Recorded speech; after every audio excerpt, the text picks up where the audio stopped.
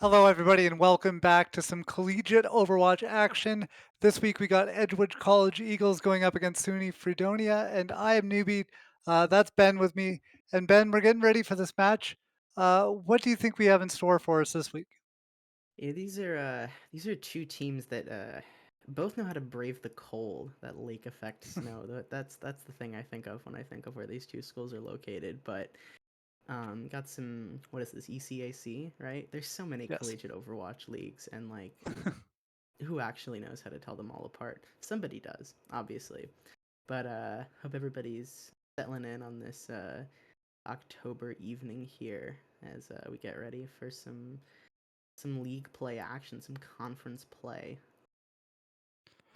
Yeah, I feel that too because where I am, it's starting to get cold and I hate it.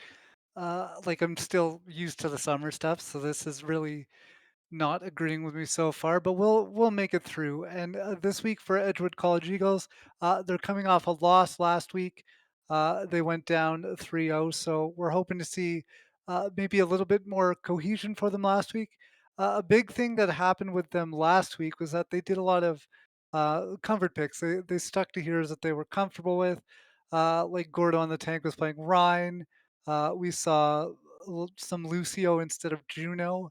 So I'm going to be interested to see if they want to change any of that around, maybe go to something a little more quote unquote meta this week. So we'll see what they've had cooking in the last 7 days since their last match.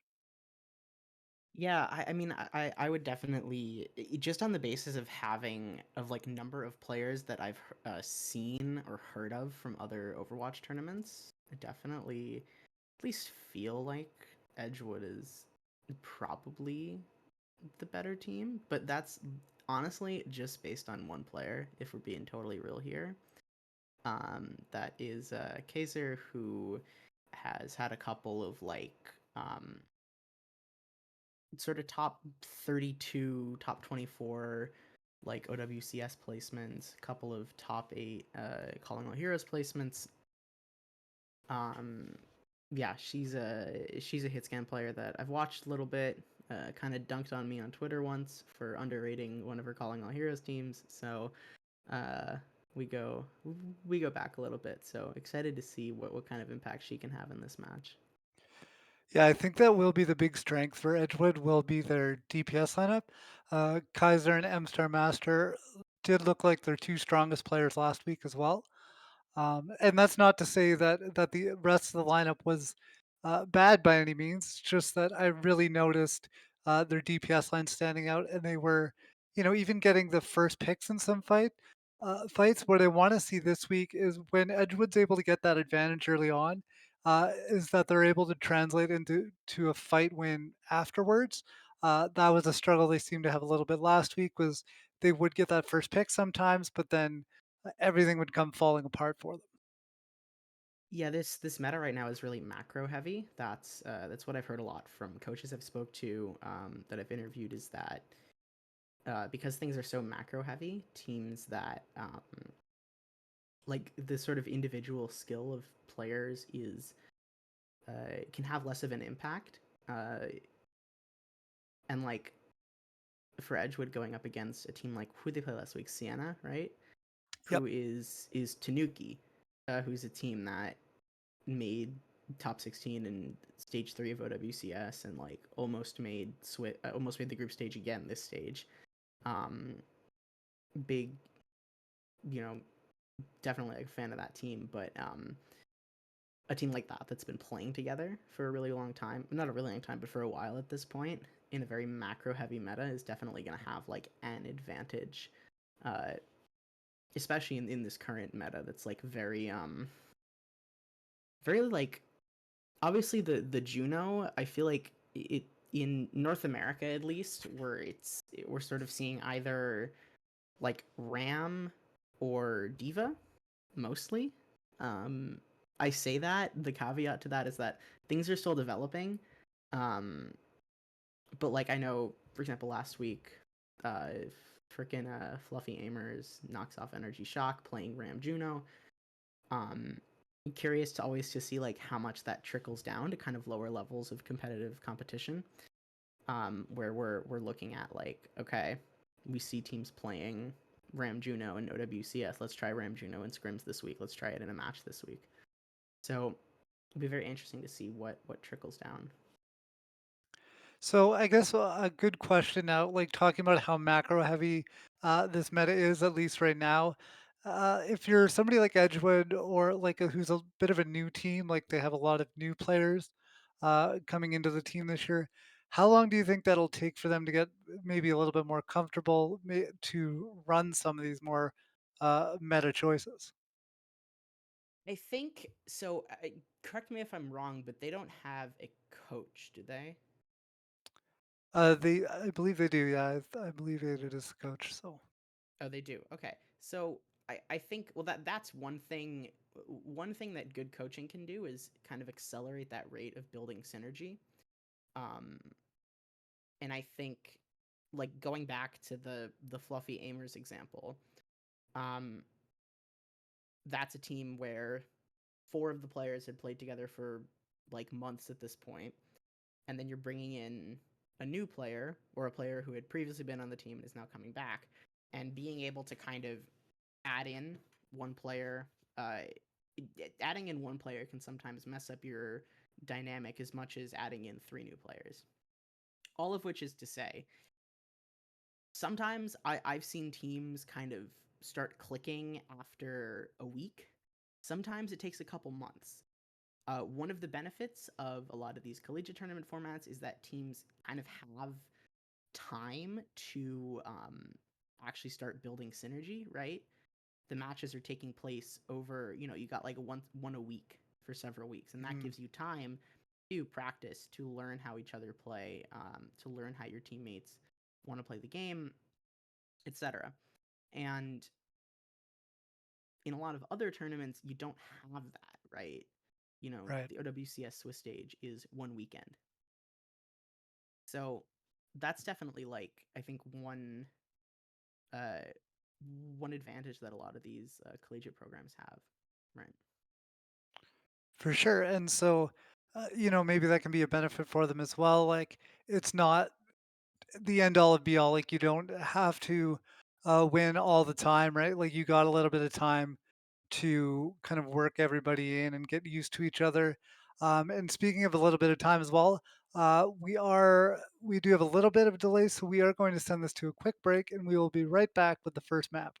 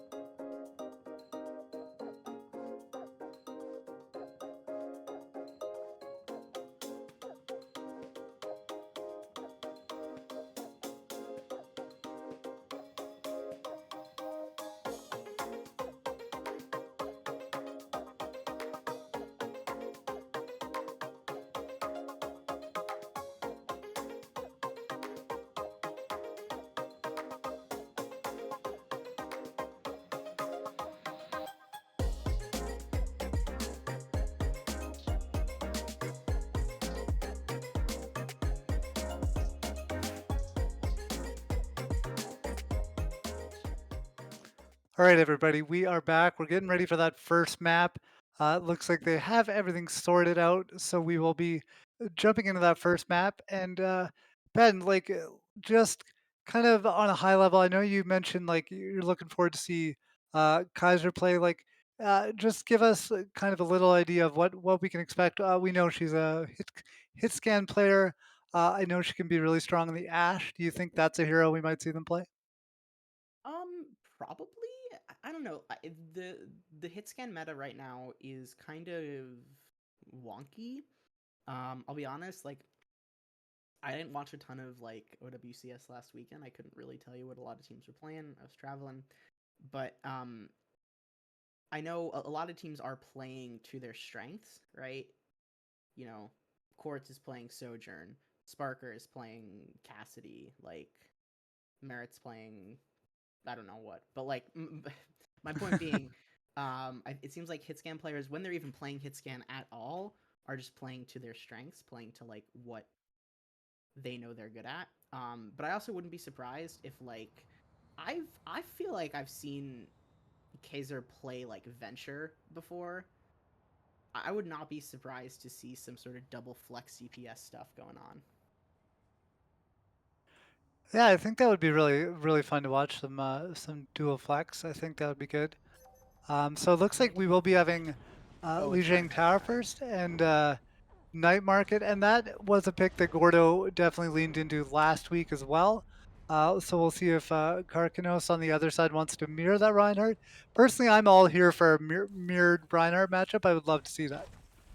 Yeah, the wrinkle in the things is very much that Juno, and it's looking like if this, yeah, these other support picks alongside the Juno are going to be really interesting. I'm curious to see if this stays or they're going to swap it all. Okay, so we've got Juno Brig on one side, and then Bap Lucio on the other. So kind of the old school from SUNY Fredonia, and then the new school version of this backline. This is really what we wanted to see too from Edgewood using the Juno this week around. Fumikage is already able to get the first pick here onto Gordo, so a high value target going down as the Reinhardt falls. There is a trade coming through, but SUNY is on the point with that Symmetra, so they are going to be hard to dislodge off the objective, and it looks like they are going to get the first cap here. Yeah, that's surprising, especially considering that Edgewood got the first pick, but Gordo was burned down. Oh, that's it. Fence between two calls right now. That's a tough spot to be if you're a Reinhardt in the middle of that ice cream sandwich, and now Fumikage is able to get another. Gordo goes down again, and now Karkanos is able to surge forward with the cleanup, getting another elimination, this time onto Kaiser, and Melly's just going to go for the reset. Yeah, that Maywall really just Gordo was between, well, not even a rock and a hard place, but between a hard place and then a harder place right there. As Maddie's going over to the Baptiste. I don't know if I really like that brig into Ryan Sim. I feel like you on the brig, you just die. That's Good for maybe a little bit of a decoy teleport. Not actually wanting to take it, and now getting in onto the point. Kaiser trying to get themselves charged up, and Fumikage has to use the ice block to stay alive. Urkinos is going to go down, so this time Gordo is going to be on the left side of the kill feed. Get a pick early on. Naira is able to take two down on the other side, but Edgewood College is going to get the flip. Yeah, some decent trades at the end there as Edgewood now coming up onto like most of their ultimates. They won that fight without actually using any. Fredonia also basically almost all their own. This could end up being like a 10 ult fight. I'm really looking at that sim. Felix is going to start off here with the window, so members of Edgewood College are going to have to sidestep that. Immortality field comes out, and now the Shatter gets dropped by Karkanos, and that is going to be SUNY of Fredonia getting right back in onto the point, getting multiple eliminations. They are going to get the flip here once these stalls are taken care of. Melly goes down, and that's going to be it. Yeah, that was a big shatter from Gordo. Gordo more like King DDD dropping the hammer there, but not able to actually do anything because of a really good defensive wall from Fumikage. As Fredonia now still in control of the point with a Blizzard and a Sim wall of their own. Edgewood also used Rally during that fight, which I didn't even notice, but they're going to want that back. Alright, M-Star is going to initiate with the Blizzard this time around. Sim walls coming out on both sides of the ledger, and that is going to be an immortality field spent early on here by Felix Penguin. Nice fire strike comes out for Gordo, and now Celestia Maddie's getting on the board as well. Edgewood College is taking this fight quickly and cleanly, going to win this fight in record time, but SUNY Fredonia is going to be able to come back with 2 more ults. Yeah, that was a really good sim wall from Kaiser. It was able to essentially save Gordo from a lot of the effects of that blizzard, and then also a Mei wall to kind of take people behind the immortality field. Look at that blizzard on the defense, though. Nairu is going in. That was a very aggressive use of the sim teleport there. And with Fumikage and Felix Penguin already getting a couple kills, this is going to be another flip, and it's going to be tough for Edgewood College to touch now, as SUNY Fredonia is at 94% and counting. Yeah, this might be the point from Fredonia, is that yeah, that teleport was, I mean, they teleported directly into Fumikage's blizzard. Like, I mean, just a real lack of, I think, awareness of what ultimates Fredonia had on the part of Edgewood, and yeah. They're... A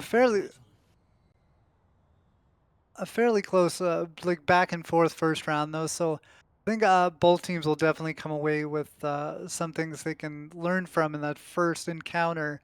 And now going into Gardens, we might see a couple switches coming through here as these teams have a little bit of a longer sight line. Yeah, although I'm not entirely sure. It looks like Edgewood is going to be running kind of the same Reinhardt comp with the Brig Juno again. I don't know if I really like the Brig here. I think I like the Brig actually even less than I did on the previous map. It's just so easy to get overrun, especially now that there's a Ramatra in the mix. Nairu are going to have a lot of opportunities to poke out, especially onto Kager.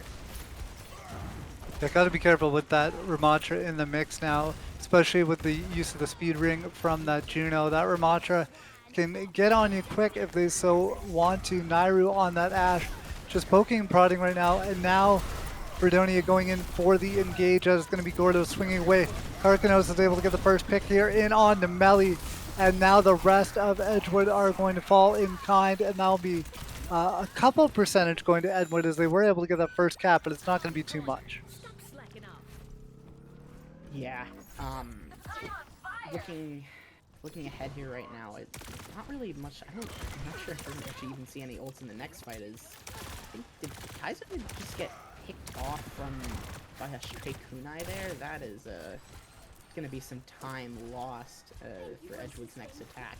One of the good things about the Juno Kiri backline is that you really don't need to get your hands that dirty up close, right? You have poke healing and poke damage, and that allows you to really pick how you want to engage with your Ramatra. You're not as limited as you are with, like, the Reinhardt, as there's another pick coming out from Felix Penguin, this time a headshot onto Edgewood's Juno. Felix right now absolutely deadly with that Kariko, and that pretty much killed that push before it started for Edgewood College, trying to make that rotation through the white room, but losing that player early just spelled a quick end to all their plans. Yeah, it's like, ooh, wait, okay. Icicle headshot onto the enemy Ashe, and Melly jumping off the map to swap to Lucio. Great teleport into the Mei wall there, as Edgewood want to take up a defensive position on the point while they're attacking. Yeah, smart move knowing that they were up a player at least momentarily, and now the Blizzard is going to come out, and Gordo is going to send Karkanos down, and that is going to be a flip coming through. So Edgewood doing a good job of recognizing they had a moment to break through and get right in onto the point, and then they were able to execute the rest of that fight. Yeah, but Fredonia is going to be coming back with all of their ultimates, and Kaiser does have this sim wall, but she can kind of only use it for one of them, right? You can bait out the sim wall with Blizzard or Kitsune Rush, as that Shatter is going to get a lot, but the follow-up is going to be completely blocked by the Mei wall. Karkanos is, oh my god, he's in so deep. Trying to get in right now and getting in onto the point. Melly's able to get a boop kill onto Fumikage, and now Celestia Madia going down for another one. So 2 kills coming up for the support line of Edgewood College Eagles, and they are going to be able to secure this fight and take the lead. Yeah, I'm not sure if I think Fredonia might have actually underinvested there, right? You use 3 ultimates, but it's also like you use more than that. You're able to get the flip you know that Edgewood didn't have a ton of their own. You maybe wanted to actually potentially take that trade for a point flip. As there's another long-range pick. This time it's Taser dishing out those photon projector projectiles at long range. Yeah, Now these we're teams we're gotta approaching final fight now.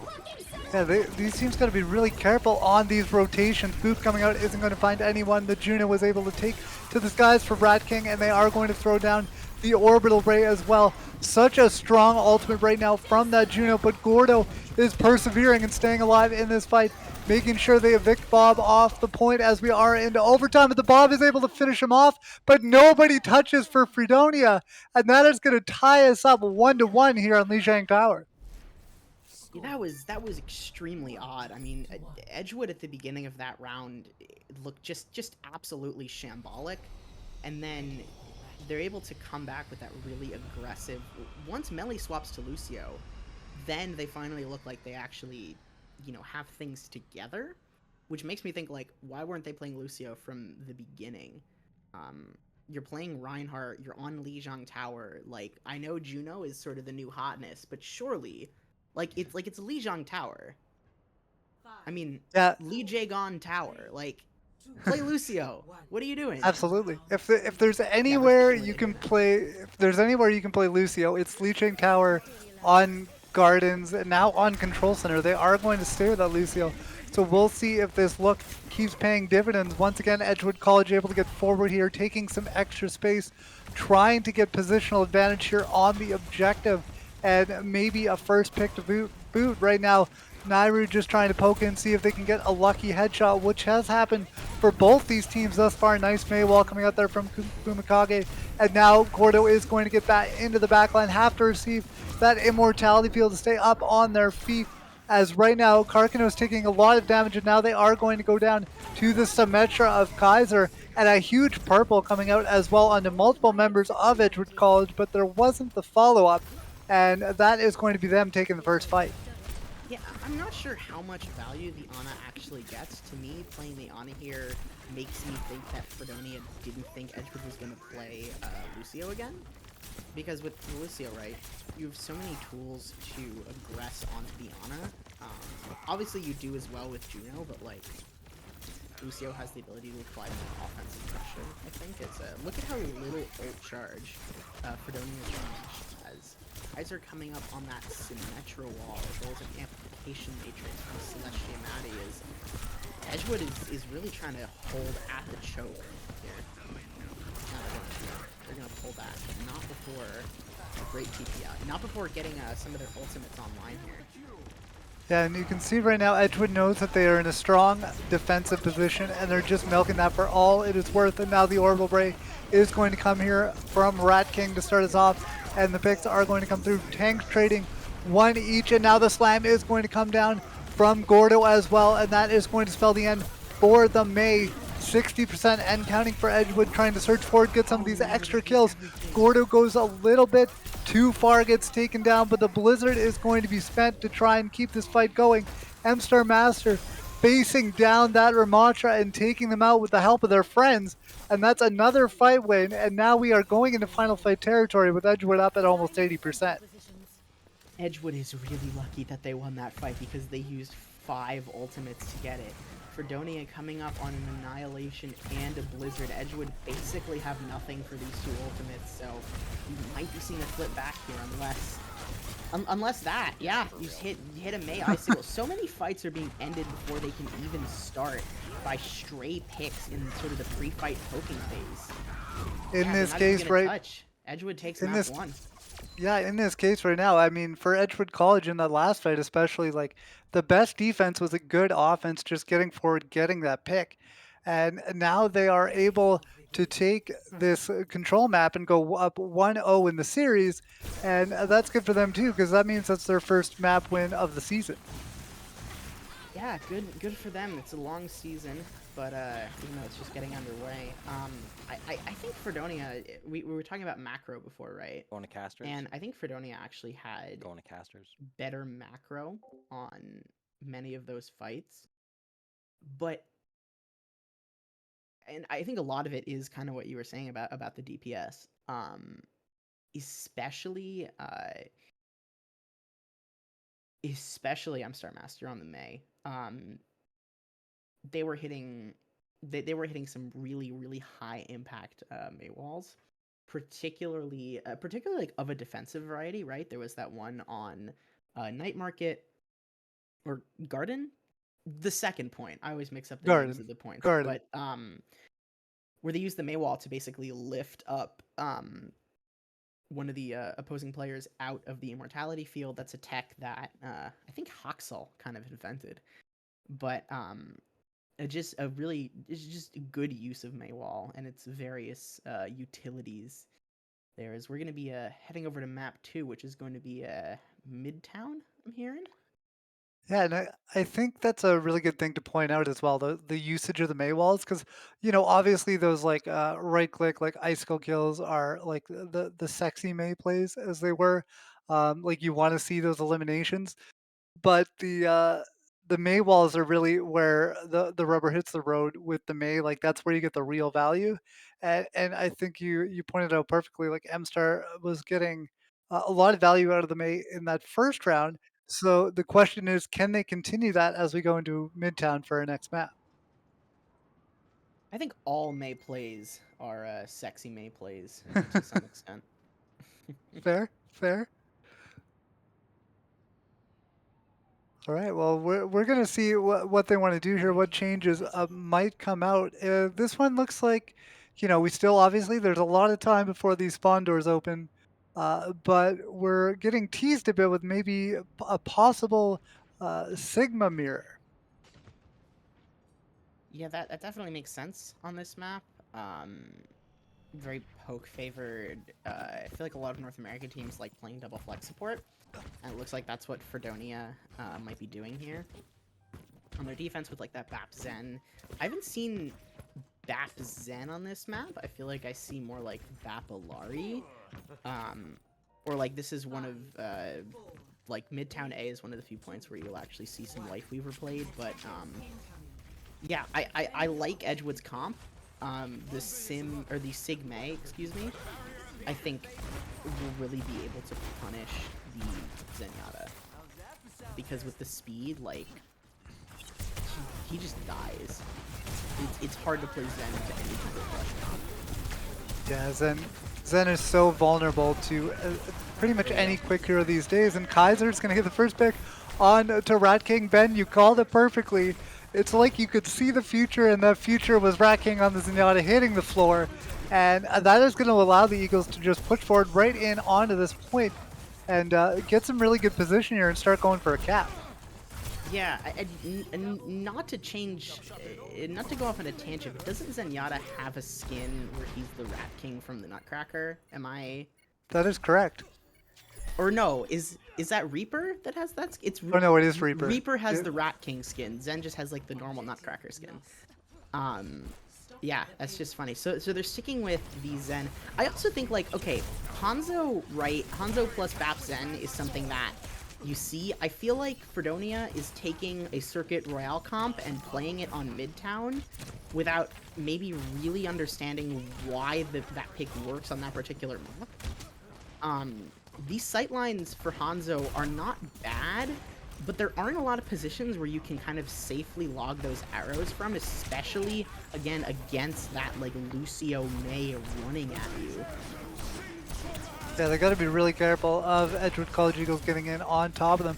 Karkanos is going to start this fight off with the Graphitic Flux, but they aren't able to claim any victims with that ultimate, and now Edgewood going forward, but Kaiser's going to get caught on the rotation, trying to get sneaky, maybe going for a little bit of a cheeky pick. They get taken down by Starboy on that Hanzo, and now Gordo is going to come in with a Flux of their own, getting multiple members, and that is going to be met by the Immortality Field. Starboy is able to find another pick here on the Hanzo as M-Star Master throws down the Blizzard in onto the point.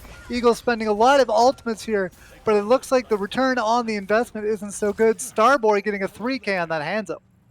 My apologies, Starboy. I was not familiar with your game.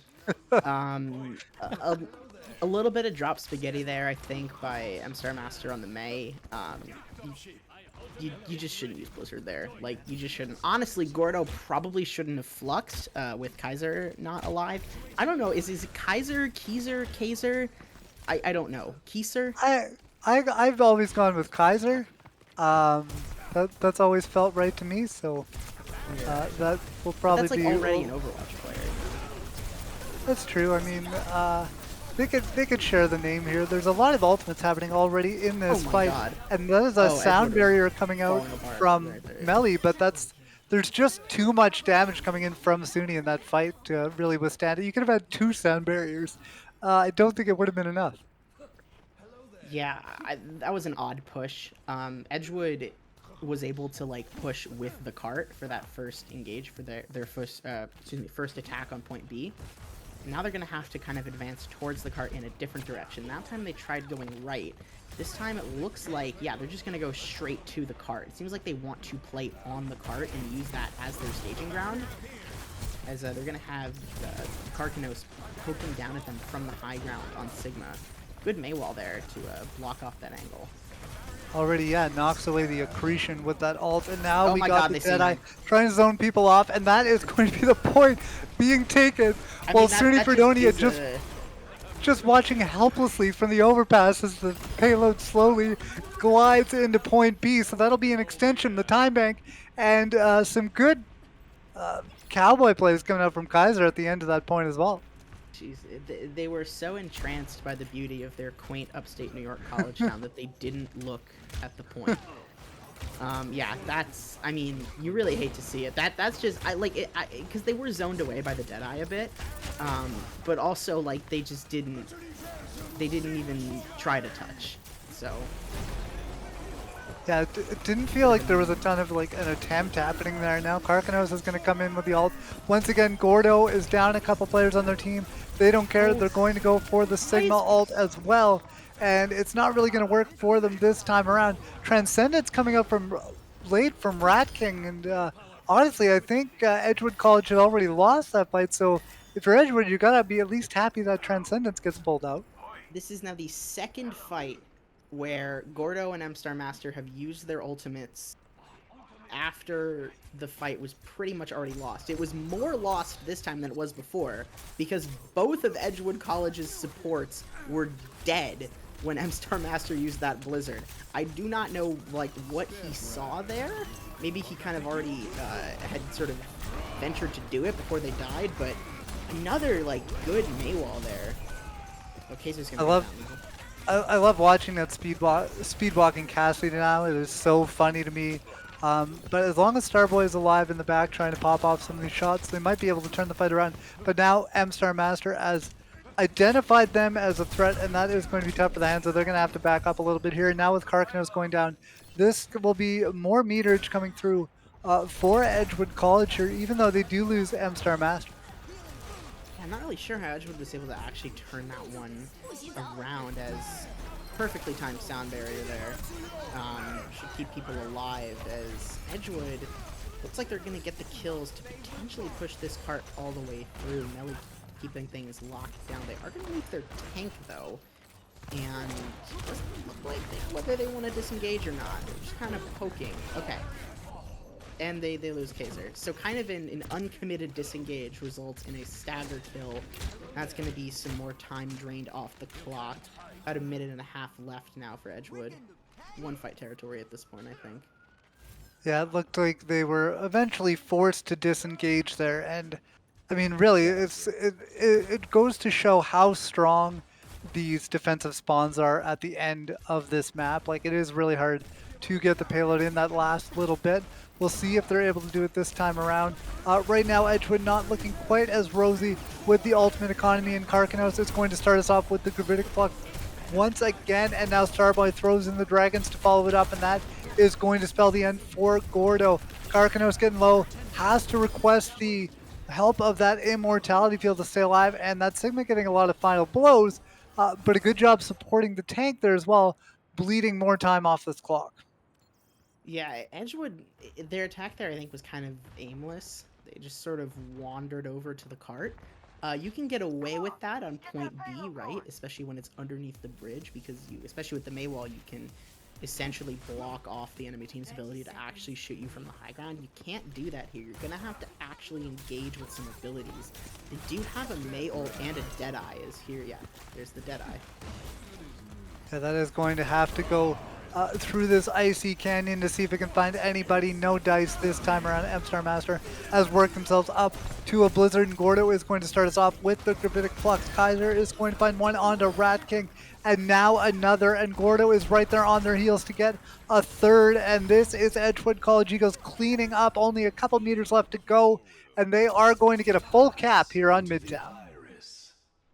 And I think that's really goes to show that if you can kind of make sure you got the team fighting going, you got the focus fire, you can really overcome those spawns and some good ultimate usage as well in that last fight.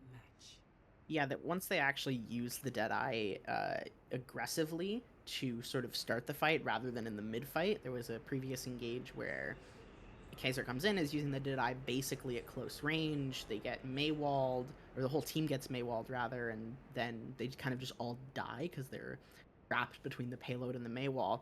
Here they actually use Deadeye at the beginning of the fight to create some space, and then a huge blizzard just to clean everybody up, and also kind of an amplification matrix by Fredonia from Fredonia that's sort of in an awkward position that doesn't really get much value. So I'm hearing that it's Kaiser. So there you go. All right, we got it. We got it from the source, so it's good. It's good to know. And now we got to see what else Kaiser can do.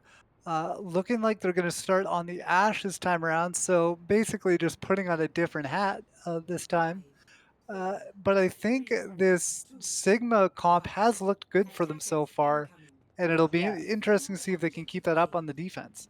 I think the Ash here is just sort of the defense version of the same comp, right? You've got a bit of a longer sight line on the defense and the offense. It makes complete sense to me. Big dynamite there, as you can see. The Cass Hanzo is interesting. I don't hate it. This seems to me like we want to play Cassidy, and Starboy is just good at Hanzo. And we're going to support Starboy on the Hanzo with Rat King Zenyatta. Which, saying that like that makes me now want a Rat King Zenyatta skin. Because Nairu's going to go down there. Edgewood College, I think, taking this first fight.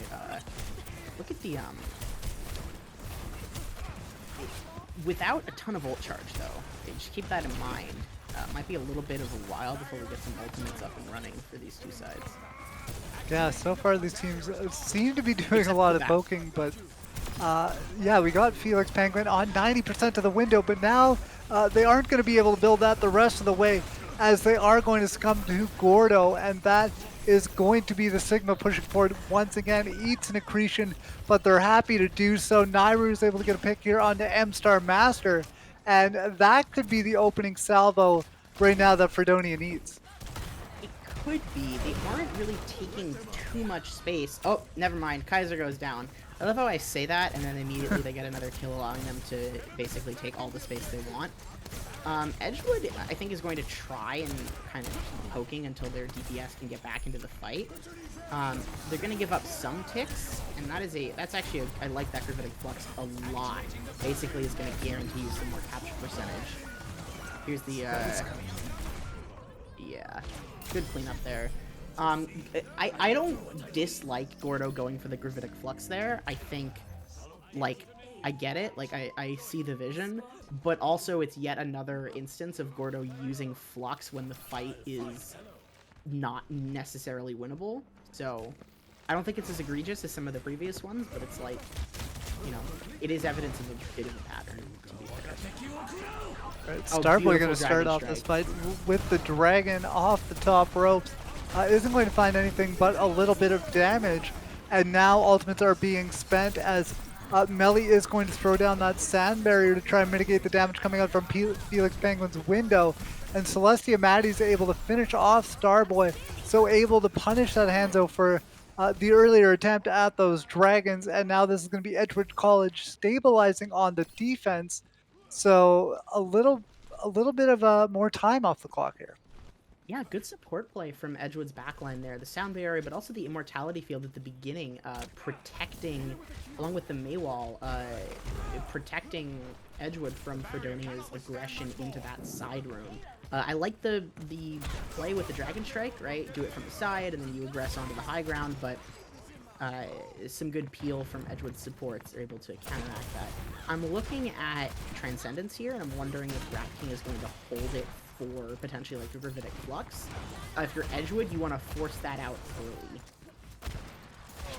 Yeah, definitely want to try and get that Zen ultimate out before the Flux is available for Gordo. Right now, Edgewood just happy to stay up on the high ground, poke in as much damage as they can, and just sit up here and wait for SUNY Fredonia come to them, and that is exactly what they're going to do. Karkanos is able to throw down the Gravitic Flux and able to find one, and the M-Star Master is going to hit back, getting rid of Felix Penguin, but there might be too many deaths coming through for Edgewood College in this fight, even though Kaiser is going to spend the Bob and get rid of Karkanos.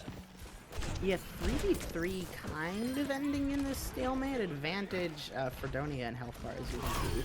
Nairu getting some nice cleanup headshot kills as, yeah, Fredonia is going to win out this fight.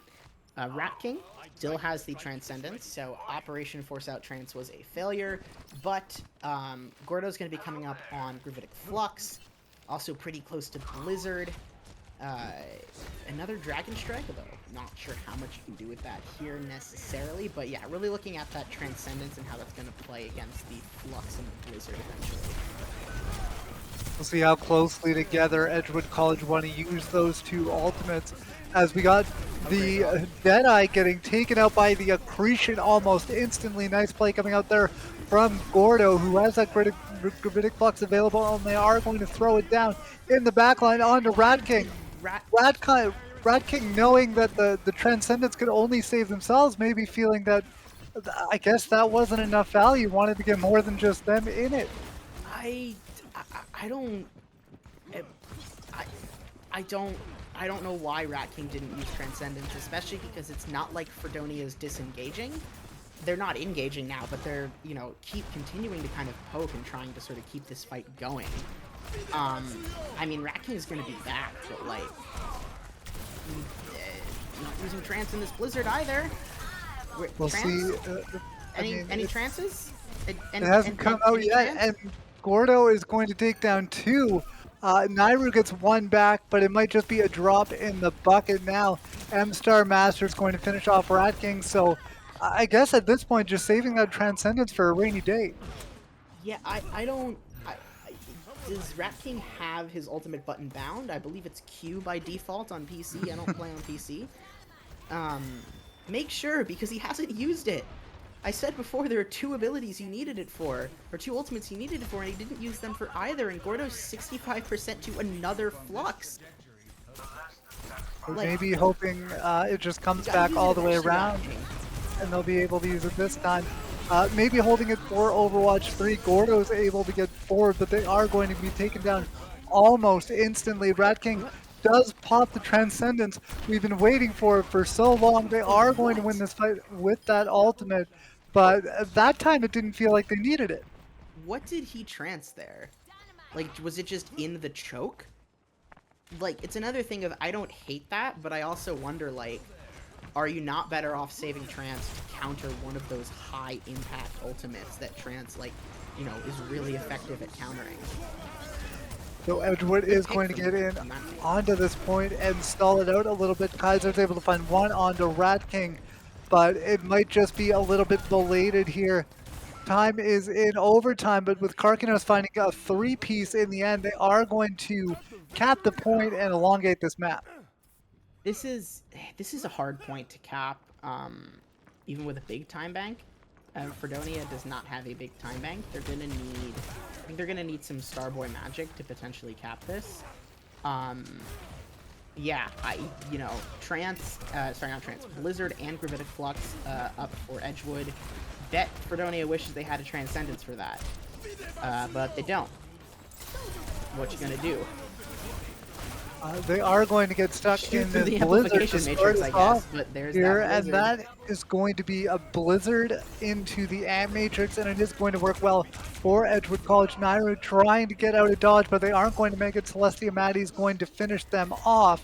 And now with 38 seconds to go, there's going to be one more fight to see if SUNY Fredonia can get this point in. Yeah, one fight with just a Deadeye and a Dragon Strike. Maybe Rat King can get Transcendence, but he hasn't been building them super quickly, so I'm not quite confident there. Gordo has that Flux, though, so you're really going to need Trance or a big Lamp to counter this Gravitic Flux. Gordo should be looking to use this to get them off the point. A great Lamp there to block the Deadeye. Yeah, that was a clutch lamp coming out, and now Kaiser's able to find one in onto Starboy. M-Star Master's going to get one as well. And And Edgewood they don't... College is cleaning up, and there's nobody left on the point. Most everybody was dead, and then coming in Yeah, late was Rat King with the Transcendence, and that is I, going to mean that Edgewood College go up 2-0. you know, that last fight there, right, where Fredonia gets 2 kills, but they've taken so much damage from the Blizzard that they're able to get finished off by Kaiser and Starmaster. You know what ultimate would have been really, really helpful in countering that Blizzard? I have a guess. Yeah. Um, it's, he sort of puts his hands together and then he gets a bunch of spirit arms and it heals you, Transcendence. Heals everybody around you for like a lot of HP per second. Um, yeah, if am I saying that he would have had Trance in that fight if he had used it earlier on the previous point? Maybe, maybe not. But I think some really honestly some really questionable ult usage from both sides. But I think with an ultimate like Trance that is really high impact, but also really specifically effective against two of the most powerful ultimates in that Sigma May comp, like you just can't be using it poorly like that. I feel. Yeah, it reminds me of me. I was talking to a fairly high level Zenyatta player the other day, and basically they were talking about Transcendence, saying like a lot of people sometimes will make the mistake of waiting for that big Transcendence, and like you just gotta pop it. Like Right. the first time you see a To be need fair, for it, like you gotta get it out there. yeah, which to be fair to Rat King, like I think that's what they did on that final B push where they just went through the choke on the right side, I think with Trance. Um so like I don't hate that. But really got to be getting it's using it in some of those key defensive fights and it's like you are getting Flux. It is a fight you can win. Using Transcendence to save yourself to keep the fight going is like not a bad use of Transcendence. Mhm. You're I playing Zenyatta. Like you're already kind of playing a selfish support hero. Nothing wrong with being a little bit more selfish, but it is what it is ultimately. We're I think if you looking over want the to map 3 here now. I Yeah. I think if you want to look at it in like maybe like a silver lining, like a positive light, you could say that these problems that both teams are running into with the ultimate usage, but especially in that last map, Fredonia is like these are pretty fixable things, right? Mhm. This isn't something that you have to really worry about. This is something that you can correct if you like maybe pretty quickly. So we'll see uh, if they're going to do that as we head into our third map here, which I believe is going to be Runasabi. Yeah, and I think it's telling that Kaiser, who to my knowledge is kind of the most experienced player here, is not doing that. Is not kind of panic ulting to save lost fights. I think one of the things that comes with having that sort of higher level tier 3 experience is just a better sense of like when fights are won and when they're lost, when you can clutch and when you can't, especially from that DPS position, and especially on a hero like Cassidy, right? As Yeah, and we like saw some good dead from Kaiser, and we saw some weird ones, but generally speaking, I think was able to get a lot of value on the hero. and Moving over to it map reminds me 3 of now, something right? like me and Aegis and I have talked about it on this channel before too. You don't want to throw good money after bad, is what Aegis always says, right? Like if you maybe want to spend an ultimate to secure a fight win if you it looks like you're going to win it, but if it already looks like you're going to lose, maybe it's better to save that ult for the next fight around, just to make sure you're getting that value out of it. Yeah, and we are gonna be something actually I realized we totally didn't comment on this, and my apologies to the the player in question, but Fredonia did make a sub on that last map. They brought in another support player to play Baptiste. Now they have their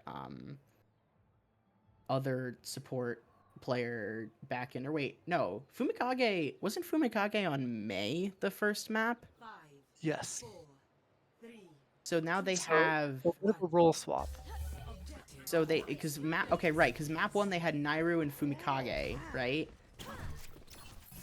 and I believe so. then now they have Fumikage in on Brig, and last map they had Felix Penguin. Just making sure I'm double checking that right. So we've got That's Fumikage in on Brig now, as uh, Edgewood's going to be playing Dive, Sombra Tracer Dive, in North America Collegiate. God help could us. work. No, I'm kidding. You never know. Interesting, yeah. Interesting comp though coming out from Fredonia. I actually really like the Venture on this map. Just period. As Fredo's gonna get burned down so quickly through that Ravenous Vortex. Really easy. I like the Ram Venture combo a lot. I think you just kind of it's very easy to just run at things with that combination of heroes, especially with the Juno speed, and they just die. As Gordo, yeah, we're gonna see some swaps coming out here from Edgewood. Gordo over to the Mauga, Kaiser over to one of her maybe more comfortable characters in that Cassidy, trying to just put a lot more pressure on Karkinos on the Mauga and Fumikage on the Brig. I do like some of those picks coming out. This is the same kind of composition we saw last week when Edgewood College played this map. Gordo on that Maga is one I remember for sure. Running that last week. Kaiser's able to get a pick here in on the Starboy. Maybe getting a little bit gutsy on the Venture, pushing forward. And that is going to be a numbers advantage going to Edgewood. But SUNY Fredonia seeing if they can turn this around here with two, as the DPS line for Edgewood College is going to go down. And that means SUNY Fredonia still holding on to this bot, still making sure that they can push this forward. Gordo trying to do everything in their power to keep themselves up and in this fight, but Karkanos is going to finish him off, and that's going to be the checkpoint. Yeah, the Sombra... Okay, we're gonna see another swap as Star Master going over to Reaper. I don't know if... Okay, May. So, maybe more a little bit in their comfort zone here. If you're playing on a Brig with... You're playing like a dive backline with a rush DPS line, which isn't necessarily a bad thing in and of itself, but it's just kind of odd on the face of it. Kaiser with another pick there. A third! Is she getting three? Okay, no, she's gonna die to Starboy. That's honestly, that is enough for Edgewood. They're gonna clean up with some more picks here and take the bot back in the other direction. That's a great opening salvo for sure, getting rid of a couple members. SUNY Fredonia will have 5 ultimates going into this next fight, so Edgewood College a little bit behind in that respect as well, as they start getting some push progress going. Yeah, for Fredonia, I think in this fight, it's how few ultimates can we use. Right, Edgewood, even if you... Oh, big anti-nade there. But a Maywall... Kind of a weird Maywall. It sort of actually prevents you from shooting the other team. I'm not sure what they were going for there. As rallies pop from both teams. That's 4 ults from Fredonia. Starboy. And they might be coming out on the short end of the stick here, and it looks like they will. Star Master's able to get rid of Karkanos, who did use that Annihilation. So 4 ultimates on the floor for SUNY Fredonia, and they don't win the fight, which is honestly pretty rough in terms of ult economy. You want to get ults out and get that value, and that just didn't happen that time around. Yes. 1, 2, 3, 4. 4 ults used in that fight. And 0 fight wins as a result of it. Edgewood used 2 of their own. They're going to be coming up on Cage Fight and Blizzard here. Feel like still has the iconic shot. I feel like Cage Fight Blizzard is kind of one of those forbidden combos. Like you can really lock down a team, and they're not even Who going to needs need the Blizzard? Blizzard in this fight here. Melly getting forward on the Brig too. Love seeing some Brig play here. And also, I just wanted to give a quick shout out to Fumikage as well. It's always rough seeing a DPS player get stuck in Brig jail. Yeah, I'm not sure what the reason is for that. I think we saw. I'm trying to remember who was. I'm like struggling to remember who was on support for Fredonia in map 1, but they played Brig, so like, you know. But some big hits coming out there from the Tectonic Shock as Edgewood now trading back in the other direction. Edgewood just seeing if they can pull this one off. Kaiser standing defiant on the objective. Sleep coming out from Celestia Maddie, but all it's going to do is ensure that the Ana can run out of this fight and just make it out and be ready to fight another day. Yeah, notably there, Edgewood not able to take the lead on that push, so they did get the checkpoint. Coming back here now, Melly was able to build up another rally quite quickly there. Double support ults for Edgewood. Rally and Nano Boost. Let's see where this Nano goes. Would be a strong combo. May? That is not the first guess I would have made, but we'll see what the Nano May can do here as the rotation is coming through. Starboy is able to find one with the drill inside the orbital ray, and now Starboy in the backline just hunting down members of Edgewood College. Gordon was able to find one back here, but Starboy is eventually going to go down to the most deadly DPS in the game of Overwatch, and that is Gravity. Jinx. Starboy was, it's like that. Oh god, remember when Hottie like came, was it Dong Hack off the map just because he could? That's what that reminded me of. Yeah, May was probably the last Nano target I would have expected, and I think that was demonstrated in the ensuing fight. Nairu gonna start us off with the overclock here, trying to push forward, and with the help of 3 other members, they are able to focus down Gordo, and now with Melly falling, this is going to be a tough spot for Edgewood, even though they're able to get one back with M-Star Master. It's going to be too little too late. Starboy is in the back line, and then it being an absolute menace on this venture. Yeah, the rally there from Melly was, I think, a little bit late. Fumikage going to have one of his own here alongside another Tectonic Shock and Annihilation. Edgewood, like, kind of close to 4 ults though, so this next fight could be a bit of a particle effects mess.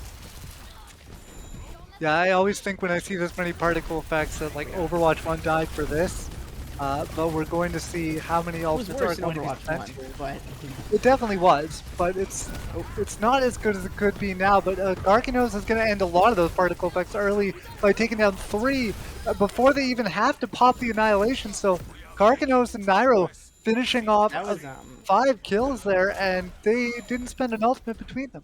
Yeah, that was a 0 ult fight. My bad. This next fight is going to have 8 ults combined between the two teams, so we'll see if any of them actually get used, or if Fredonia is going to be able to end it before it even starts again. Gordo going super deep. Yeah, Gordo just running into the backline, wanting to use that cage fight, and it is going to work wonders for them. They're able to get 3. Nairo is able to get revenge on Celestia Maddie, but I mean, really, that's just a footnote in what is this fight win for Edgewood College. Yeah, so Gordo going so deep like that, what it allowed them to do was once Rat King popped Orbital Ray, right? One of the things with Orbital Ray is that it travels forward. Because Gordo was behind them, he was able to cage fight the members of Edgewood, the members of Fredonia that he caught in his cage. They were cut off from the Orbital Ray. So it looked like Gordo going really deep, but it was actually so he could isolate the members of Fredonia from their own support ultimate. Really nice play there. Well done. With a minute 20 left on the clock, Edgewood College has quite a far way to go in these next couple fights here. And it is worth mentioning as well, this is a first to 3 match, so we are on map point. If Edgewood College is able to finish it off here, Quarter is able to get the first pick in this fight, but Karkanos is going to throw down that Annihilation, swinging away in the backline. Celestia Maddie is going to get the better of the Mikage on that brig, and with a couple kills for Edgewood, they are going to hold on to bot control with just under a minute left on the clock. Yeah, pretty good ultimate economy though. Fredonia, like, only about 50% of one of their ultimates. Edgewood has the rally, gonna have the Deadeye and the Nano Boost pretty soon for what could be our final fight here. Wondering maybe we'll see a bit of a higher value Nano here. I actually think, like, Nano Brig to kind of keep control of that bot is actually not, like, we've seen that before on payload maps especially. Some raid boss action could be in our future as Maddie trying to build that nano as quickly as possible. And Might just gonna want have to enlist the services of that high damage break going into this last fight with 10 seconds left. One way or another, this map isn't going to go on too much longer. Can Edgewood College take it back all the way? They are going to nano that May, so putting their trust in M-Star Master, who's going to get the kill in onto Starboy, making that nano worth something, and then a nice shot onto Nairu as well. That is going to be M-Star Master finishing off two. We are in overtime and just 20 meters to go. If Edgewood College want to take this map and take this match, and right now it's up to SUNY Fredonia to get back in here on the point. Only a couple meters left to go. They're going to come in, engage with the orbital ray from Rat King to see if they can make that their go button. The rally is popped by Melly, but they go down almost instantaneously. Kaiser's able to trade one back, and now with M-Star Master getting another, that could be all she wrote. Kaiser gets one with the magnetic grenade, and now the Cassidy is sauntering forward and landing their shots. Kaiser knowing what they're doing, and Gordo is able to finish off Karkanos. And with overtime burning down, that is going to be a turnaround for the Edgewood College Eagles. They're going to take the match 3-0 with a great comeback win here on Push. now that is the eye of the Kaiser. Sheesh. Yeah, Melly going down kind of early in that fight after getting only a little bit of rally over health, but yeah, Gordo able to build that cage fight really that last like sort of 15% or so really quickly. As this also, just side note, this play the game fight, that was just one of the cleanest dry fights I've ever seen. But yeah, really really really clutching up there at the Yeah. end from Edgewood. Experience gap, I don't know, but that last map was extremely close. So big props to SUNY Fredonia, but Edgewood able to come away with it in the end. Yeah, that definitely feels like one of those 3-0 maps where it might look like obviously it looks like 3-0 on the scoreboard because that's what it'll say.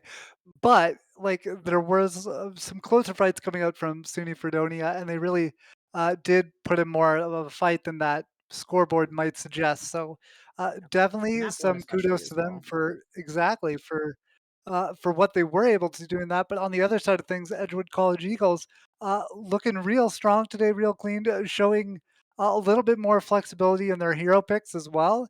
And we said it. I said it in the opening. I really wanted to see them take advantage of getting those first picks and fights, and for the most part, they did a really good job of that. Yeah, I think they did. Although, yeah, I think they did at points. I think they also. I think we saw on the third map some of those issues of like using ultimates too early, or excuse me, not too early, using ultimates when fights had kind of already been lost. I think they kind of cleaned up a lot of those issues. Um, and I think still like definitely some kinks to work out. I think for Edgewood, they definitely didn't look as comfortable like off the Lucio when they were playing like the Juno Brig or the Ana at the end there. The Nano May, look, I questioned it. It worked on the final fight because they were able to take a lot of space, but I think definitely a lot of teachable moments for both of these Yeah. teams. But as they look ahead at the rest of their ECAC schedule. Yeah, Ben, and you called it as well, right? There is some time in the season, right? So teachable moments aren't the worst thing in the world. It's definitely something that the Edgewood College Eagles can work on. But kudos to them. That is a solid 3-0 win, and I think just even week over week after kind of what we saw last week and now what we're seeing this week, I really think they showed up and they're showing a market improvement already. Yeah, big get right game tonight from Edgewood College out of Madison, Wisconsin. And I think that's going to be it for us tonight. If you want more Edgewood Uh, esports action, tomorrow night we're going to have League of Legends. This channel 7 p.m. Central. Uh, right? 7 p.m. Central, I believe is yeah, Central. I'm assuming so. It's Central. Yeah, Central time zone, the preferred time zone of the college sports world. But yeah, if you're itching for more Edgewood action, tomorrow night 7 p.m. Central, Edgewood League of Legends on stream. Uh, that'll be it for us tonight. I've been Ben. Thank you to Newbeat for the play-by-play and the hosting duties, and we will catch y'all another time for more collegiate Overwatch action. See you later.